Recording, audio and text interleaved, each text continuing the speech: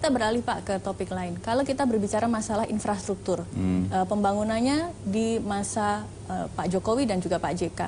Sejauh ini untuk infrastruktur, tanggapan Pak JK pencapaiannya seperti apa? Ya seperti yang kita lihat, infrastruktur kita memang ketinggalan dibanding dengan banyak negara. Khususnya di Asia ini, Asia Tenggara ini. Sehingga kita harus mempercepat itu agar terjadi suatu efisiensi logistik, efisiensi pergerakan barang dan orang. Itu gunanya infrastruktur itu, supaya produk-produk kita bisa bersaing dengan luar dan efisiensi harga itu. Karena itu maka infrastruktur sangat penting. Dan infrastruktur itu harus dibangun terus-menerus. Tidak akan pernah berhenti. Amerika pun, Cina pun yang sudah maju infrastrukturnya, begitu ada dana yang cukup bangun infrastruktur terus. Karena penduduk makin bertambah, industri akan makin bertambah. Jadi kebutuhan yang terus-menerus akan terjadi. Oke. Pencapaian yang sekarang Bapak sudah cukup puas? Belum. Apa Pak yang masih kurang? Karena dari anggaran kita naik terus-menerus, tapi belanja modal kita itu secara persentase itu belum cukup mendukung infrastruktur yang ada di seluruh Indonesia. Yang kedua, kan negara kita memang luas sekali. Dibutuhkan banyak jalan, dibutuhkan banyak pelabuhan, bandara, dan kebutuhan orang makin naik. Sehingga harus berkejaran antara kebutuhan dengan ketersediaan infrastruktur itu.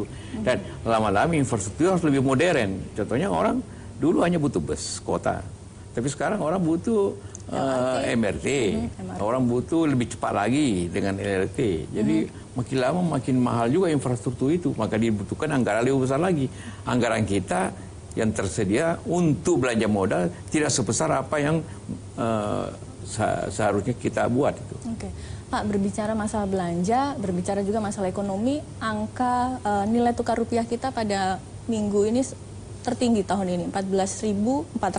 Ya. Apa yang bisa dilakukan pemerintah Pak untuk menstabilkan? Walaupun bisa dikatakan ini sebenarnya adalah dampak dari gejala global. Secara umum tentu kalau terjadi nilai tukar seperti itu, nilai tukar kan terjadi antara supply demand. Jadi permintaan akan devisa, khususnya dolar, itu kan makin besar. Permintaan itu bisa terjadi, dolar itu keluar karena ada yang lebih menarik di luar. Ya. Maka solusinya yang paling fundamental ialah bagaimana ketersediaan dolar itu dalam negeri lebih banyak, dan yang real itu ialah peningkatan ekspor. Atau pengurangan impor. Nah, karena itulah maka dalam situasi ini kita harus mengenjot ekspor itu, dan kemudian juga menghemat dalam negeri, mengutamakan produk dalam negeri sehingga impor kita berkurang, dan Indonesia, pasar Indonesia lebih menarik pasar modal asing. Oke. Apakah kemampuan ekspor kita cukup bisa mengimbangi untuk bisa menahan nilai tukar rupiah ini, Pak? Ya, kita masih cukup bagus dengan cadangan devisa 125 miliar dolar.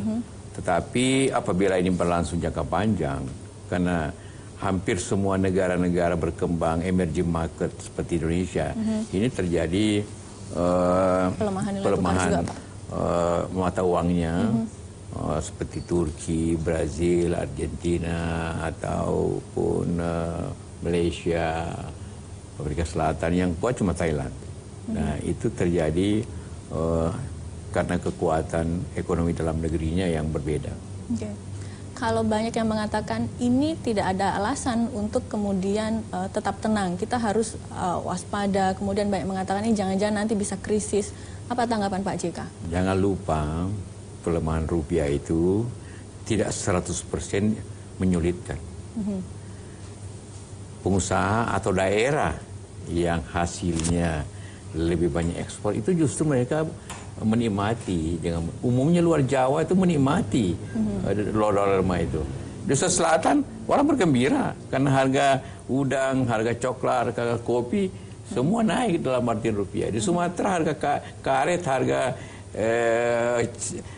palm oil itu meningkat semua dalam artian rupiah. Yang dagang batu bara di penambang-penambang di Kalimantan semua senang dengan itu. Jadi pelemahan rupiah itu tidak berarti semua negatif, tidak, ada positifnya juga.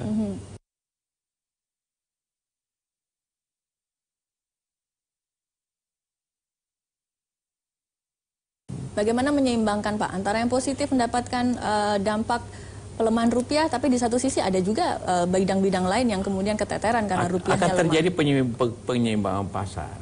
Ya, tapi kalau rupiah begini melemah, maka ekspor secara upaya dia akan naik pasti. Orang akan berusaha terus meningkatkan coklatnya, meningkatkan udangnya, meningkatkan kopinya, meningkatkan karetnya, karena dia mendapat hasil lebih banyak. Nah, kalau itu terjadi, maka terjadi keseimbangan kemudian. Tapi ini butuh waktu. Kita, karena bukan kebetulan, karena ekonomi kita masih berbasis kepada komoditas, sumber daya alam, bukan industri. Kalau hasilnya industri, mungkin kita bisa kerja 24 jam. Tapi kalau batu bara itu tidak bisa seperti itu, atau karet seperti itu, tunggu aja sampai mana. Jadi itu kendalanya apabila negara yang lebih banyak menghasilkan ekspornya dari komoditas. Oke.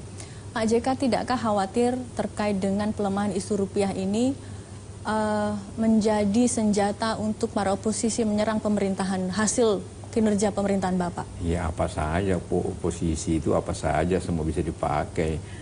Jalan macet juga dipakai, lebaran macet juga dipakai, ya, apa saja, apalagi terjadi seperti ini, pasti juga dipakai sebagai kritikan.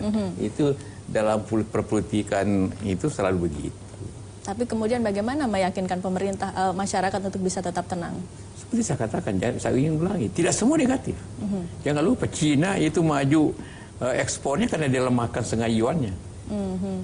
Dan Anda berharap, Anda yakin bahwa Indonesia bisa tidak terpuruk dengan pelemahan rupiah ini?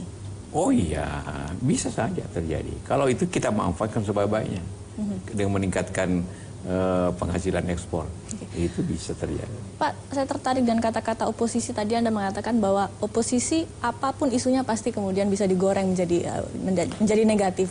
Kalau Bapak melihat sekarang kita berbicara masalah politik, Anda melihat oposisi kita sekarang kemudian dengan pemerintah, apakah oposisi kita ketika memberikan banyak kritikan-kritikan kepada pemerintah itu adalah cukup membangun?